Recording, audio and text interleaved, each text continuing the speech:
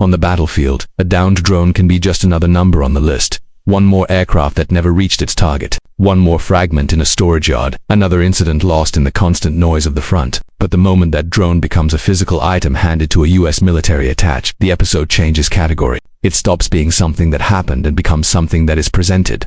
And in this war, that's a clear sign that the objective is no longer only tactically, it's political. Because Russia isn't trying to persuade only the Russian public here. It's trying to persuade Washington. It's trying to impose a frame that this wasn't just any strike, wasn't a mistake, wasn't a secondary target, but a deliberate attempt to cross a sensitive line. The implied message is simple and powerful. If you accept that the target was linked to a presidential residence, then you accept that the war has entered another phase, one where symbolism weighs as much as territory. And if you accept that, everything shifts, the level of alarm rises. The political cost of continued support changes, and the way the next drone wave, the next strike, the next accusation is interpreted changes with it. At the same time, Ukraine wants the story to be the exact opposite, that this isn't a line being crossed, but a narrative being planted, that the intent isn't to prove an attack, but to manufacture a pressure tool, one designed to weaken alliances, seed doubt and create friction between Kyiv and its partners. And that's where the episode becomes even more dangerous, because it stops being a debate about a drone and becomes a race to define reality before full verification exists, before conclusive data emerges, before the dust settles. The most unsettling part is that this dispute won't be decided in a lab or at a press conference. It's being fought while the front is still burning. And while people argue over whether the drone proved one intent or another, attacks keep happening, aircraft keep flying, air defenses keep firing, and reports of casualties and damage keep appearing on both sides. In other words, the debate doesn't stop the war feeds the debate. And in that cycle the risk is constant, that a single episode, real, exaggerated or distorted, gets used as a key to justify the next escalation, to harden positions, or to block any attempt at negotiations. Because this is the mechanism we're watching. First the incident appears, then the accusation, then the evidence presented, and finally the pressure on third parties to react. And when the third actor being targeted for influence is the United States, the potential impact is enormous, whether to increase defensive support, limit it, or reshape the political tone of what comes next. And too close. The essential point is this. Today it's not only a drone war being fought in the sky, it's a war over narrative, credibility, and time. Because in conflicts like this, whoever successfully imposes the first version gains an advantage that can last for weeks, even if nuances or corrections emerge later. Russia is trying to turn a drone into a case file. Ukraine is trying to neutralize it as an influence operation. And while both push their versions, the front doesn't pause, it intensifies. In the coming hours, what matters to watch is simple: whether independent verification appears, whether any external actor takes a public position, and whether this narrative becomes the pretext for a jump in scale through larger drone waves, retaliation strikes, or political decisions around military aid. Because if anything is clear today, it's that in this war a drone doesn't only destroy a target, it can also open a door. And when that door opens at the wrong moment, the next step is almost always escalation. While Moscow pushes its evidence narrative toward Washington, a second blow emerges the same day, a report of a drone attack that allegedly left dozens dead in a Russian-controlled area in southern Ukraine at the most sensitive moment on the calendar. New Year's celebrations. Russian officials said a drone strike in the village of Korli, in the Kherson region, killed 24 people and wounded more than 50 while people were celebrating. The version circulated by Russian authorities says 3 drones hit a cafe and a hotel, and claims one of the drones carried an incendiary component that started a fire. Another report repeated the same casualty figure and emphasized the context. Korli is described as a coastal town, more of a resort-style area in an occupied zone, and the account is attributed to Russian authorities, while the Ukrainian side did not confirm that specific incident. And here is what makes this different from another strike.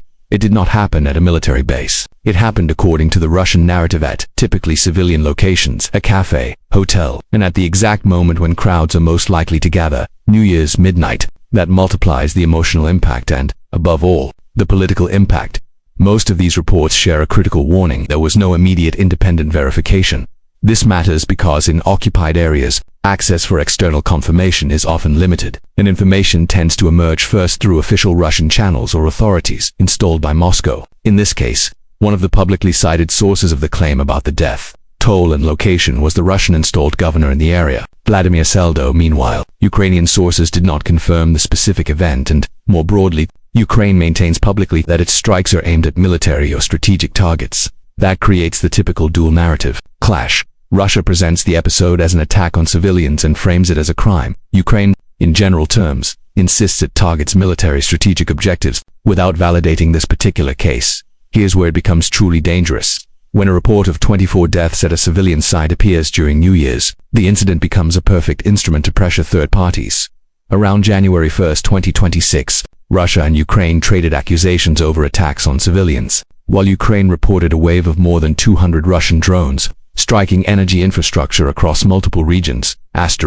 Today is when this story stops being an incident and becomes a full-fledged front, because the fight is no longer happening only in trenches or in cities. It's being fought in the air, and it's being fought in the minds of the people who decide support, sanctions, and diplomatic pressure. And the drone, at this stage of the war, is the perfect weapon for that, because it doesn't just hit targets. It produces images, it produces debris, it produces narratives, and it produces headlines within minutes. On the modern battlefield, drones can be launched by the dozens or by the hundreds in a single night, saturating defenses, forcing the enemy to burn expensive missiles, striking critical infrastructure and leaving entire cities without power, without heating, or without water. When that happens, the impact is twofold: tactical because it affects the ability to sustain operations, and psychological because it sends the message that the enemy can reach you even far from the front. At the same time, that very same drone, when it falls, leaves something else behind: parts, components, serial numbers, circuits remains that can be displayed in front of cameras or presented to diplomats as proof of what the other side tried to do. And that's where the war becomes more dangerous, because what used to be scrap metal turns into an argument. That's why Moscow's move is not accidental. It doesn't just say this happened, it tries to elevate it to the international level, as if building a formal case file. The logic is simple. If you can lock in the narrative that the target was a complex associated with a presidential residence, you're no longer talking about just another strike, you're talking about a red line, a symbol, something that sounds like a direct escalation against the leadership. And when you bring that supposed evidence to a US interlocutor, the real message isn't aimed at Kyiv, it's aimed at Washington. This involves you. Look at it, take note, react, because in this war, third-party reactions can be almost as decisive as the outcome of a battle. But what makes it even more serious is that this doesn't appear in isolation. Almost at the same time comes the second blow of the day: reports of deaths in occupied territory, in a place where independent verification is difficult, and where every number, every image, and every word becomes political ammunition. According to the version circulated by Russian authorities, a drone attack in Korli, in the occupied part of the Kherson region, allegedly left dozens of victims during New Year's celebrations, with impacts on civilian sites such as a cafe or a hotel. The emotional effect here is immediate. New Year's, people gathered, a place associated with rest or celebration. Fire, victims. It's the kind of scene that, even if it isn't independently verified at that moment, travels faster than any technical explanation and becomes an ideal piece for a campaign of outrage, condemnation, and international pressure. And here's the connection that ties it all together. When you have, on one side, an accusation at the level of "they tried to strike a Putin residence," and on the other, a report that dozens of civilians died in occupied territory during New Year's, the drone stops being merely a military instrument. It becomes a narrative instrument. It becomes the vehicle for saying they are the aggressors, they crossed lines, they target civilians, or, in the opposite direction, they bomb infrastructure to free cities. They're trying to break morale. They don't want peace. At this point, the war is sustained by control of the moral frame: who is presented as the attacker, who as the victim, who as the one responsible for blocking any deal. And the timing makes it even more explosive, because this is happening precisely when people are talking about talks, contacts, progress, meetings, formulas to stop the conflict. In those moments, each side tries to arrive with an advantage, and if it can't arrive with a military advantage, it tries to arrive with a political advantage, a moral advantage, a narrative advantage. And the drone fits perfectly into that logic because it enables high-impact strikes that generate immediate headlines, and because its natural ambiguity opens an enormous space for dispute. Even if there is debris, even if there are videos, even if there are reports, the real intent can be argued for days. And in that window, the first story that takes hold is usually the one people remember.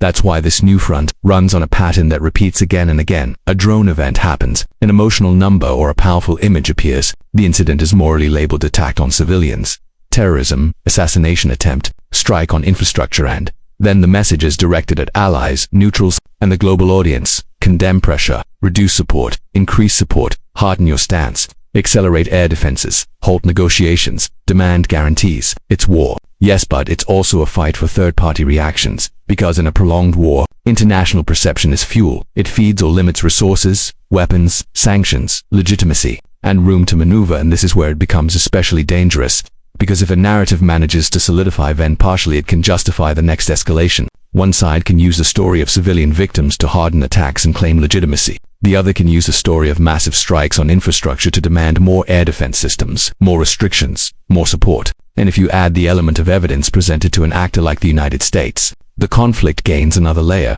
It's no longer only what happened, it's what is being proved, what is being sold, what is being installed as the official truth. Russia says it handed a US military attache a drone component and data that, according to the Russian command, would show the intended target was a complex linked to a presidential residence in the Novgorod region. Moscow claims the drone's navigation controller data would indicate the aircraft's destination. At the same time, Western media and officials say the United States sees no evidence that Ukraine targeted Putin or any of his residences, and Ukraine describes the allegations as disinformation, meant to strain the Kyiv-Washington relationship. Moscow says it provided the US site specifically, a US military attache, with a drone component and data that Russian military leaders claim would prove a complex associated with the presidential residence in the Novgorod region. Was the drone's objective? The technical detail Russia emphasizes to add weight to the story is this. Admiral Igor Kostyukov, a senior Russian military official, argued that information stored in the drone's navigation controller indicates the destination of the flight, meaning it was aimed at a presidential compound. But the most important issue isn't only the what, it's the how and the when. In modern warfare, a downed drone is common. What Russia is trying to do here is make this drone not just another one, but a piece of evidence. What does that mean in practical terms? A navigation controller can store route information, waypoints, telemetry, or mission parameters depending on the model and what was actually recovered. If that data is authentic and complete, it can suggest where the drone was headed. But even if such data exists, the hardest part remains: independent verification and chain of custodies who recovered it, when, what was preserved, what could have been altered, and what might be missing. That's why Russia's move points to something very specific, forcing the United States to look at the material and, even if only briefly, elevating the accusation to a diplomatic level rather than leaving it as pure propaganda. This is being framed as a narrative escalation at a particularly sensitive moment. Ukraine says the claim is disinformation intended to create friction between Kyiv and Washington after a recent high-level meeting, while discussions about pushing negotiations forward are also in the air. In other words, the message isn't designed only for a domestic Russian audience. It's designed so that someone in Washington has to ask, are we being dragged into an assassination target incident? Does this change the political framework of support? What part of this story is verifiable, and what part is psychological pressure? And here's the direct collision. A separate report citing U.S. national security officials concluded that Ukraine did not target Putin or his residences. That turns the episode into a credibility battle. Russia, we have navigation controller data. It was a presidential target. Ukraine, this is a disinformation operation meant to damage relations with the U.S. U.S.-linked assessment. No evidence Ukraine targeted Putin. Another element adds tension. The U.S. President, Donald Trump, initially appeared to give some credence to the Russian version, but later showed skepticism, sharing an opinion piece that accused Russia of blocking peace negotiations. That's explosive. Russia tries to seal the accusation by handing over supposed evidence, while the political climate in Washington doesn't automatically align with that storyline, because if Russia manages to plant the idea that a presidential residence was targeted, the goal isn't only outrage, to open the door to justify escalation, harden positions in negotiations, and raise the political cost of any concessions. And at the same time, if the accusation doesn't hold up outside Russia's information ecosystem or is widely seen as an information maneuver, it can produce the opposite effect, reinforcing the perception that Moscow is trying to torpedo deals with high-impact claims that are difficult to verify immediately.